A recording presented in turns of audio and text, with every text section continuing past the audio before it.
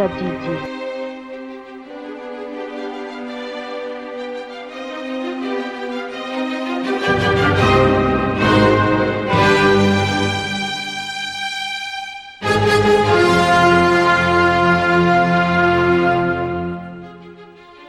Ataompoko ny raketako ny teninao mba tsy hanontako aminao.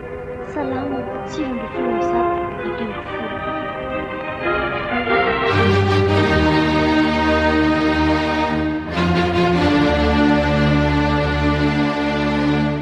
Mamoa, manana valo alina nga mamoa sao?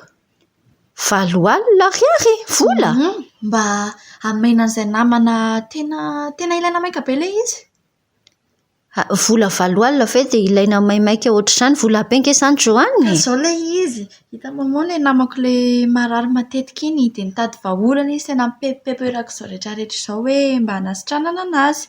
Dia nahita mpanompon'Andriamanitra dia niteny taminazy hoe mila manatitra valo alina any aminazy hono izy fa raha fantarany rapitso, raha tsy izany tsy ho sitrana. Dia izay ny ilaivana an'ilay valo alina izao. Mpanompon'Andriamanitra anie ny teny an'izany. Misy olana kely tena araka ny tenin'Andriamanitra mihitsy ve izany zavatra izany izao? Ka izy mpanompon'Andriamanitra. Mila mitandrina isika amin'izao andro farany izao fa misy no milaza tena ho mpanompon'Andriamanitra nefa kay fanaronana ny ratsy fisolokiana avolenta ataony fotsiny. Mila mahafantatra ny tenin'Andriamanitra isika. Aleo aloha jerena ange ny tenin'Andriamanitra ao amin'ny Petera voalohany toko faharoa. Petera voalohany toko faharoa 2:12 Joanna ny jerena hoe alaivo ny baiboly. Io Petera voalohany toko faharoa dia ilay eo amin'ny 2:12 vaky io anie. Amin'ny anaran'i Jesosy, fa olona afaka ianareo, nefa aza mitondra ny fahafahanareo ho fanaronana ny ratsy fa ho toy ny mpanompon'Andriamanitra. Fa olona afaka nareo nefa aza mitondra ny fahafahanareo ho fanaronana ny ratsy fa ho toy ny mpanompon'Andriamanitra. Misy olona na mety mpanompon'Andriamanitra aza nefa koa tena mety misandoka ho mpanompon'Andriamanitra tsotra izao fotsiny, izay manarona ny ratsy ataony amin'ny alalan'ny feritreretana hoe ao ambadiky ny anarana maha-mpanompon'Andriamanitra. Apatsaivo ny tompo amintsika fa isika manokana aloha rehefa natsoin'i Jesosy dia olona afaka isika.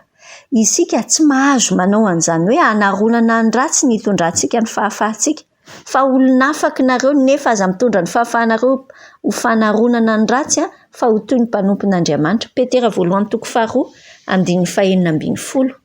Ary mandinika an'izany tenin'Andriamanitra izany dia tena tonga saina mihitsy hoe ny olona kay hafa rehefa manao akanjo fotsy masina ny am-piangonana, hafa rehefa eo imaso fiarahamonina, dia tena olona hafa mihitsy koa rehefa any an-trano. Tena ny sasany film mihitsy ny any an-tranony. Tena ohatran'ny tsisy fa manao comédie. Ny tindry lazaina hoe misy olona, tsy hoe ny olona rehetra ohatr'izay.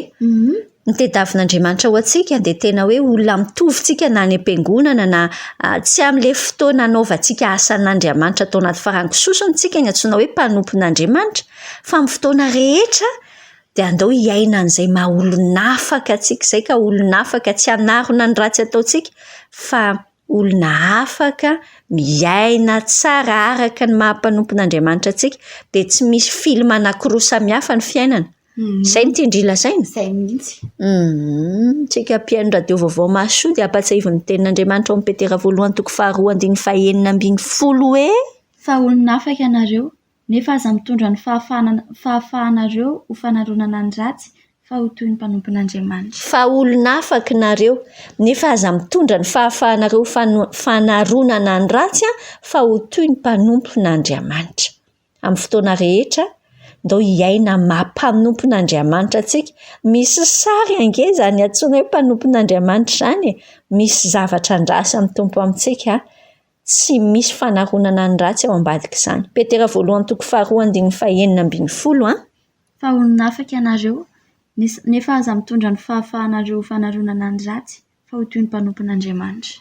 Izay ny tenin'Andriamanitra dia ianarantsika mba tsy ho isika indray no hanala-baraka amin'ny tompo, fa hoentintsika amin'ny fanahy ny fahendrena tsara, ny fahafahana omeny tompo antsika. Petera voalohany toko faharoa andiny enina ambin'ny folo fa olona afaka nareo nefa aza mitondra ny fahafahanareo ho fanaronana ny ratsy fa ho toy ny mpanompon'Andriamanitra.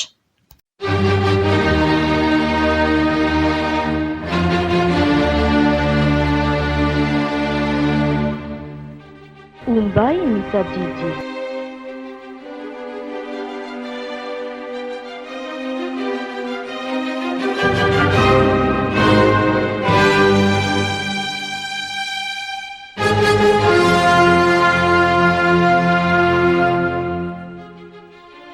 Ataompoko ny raketako ny teninao mba tsy hanontako aminao.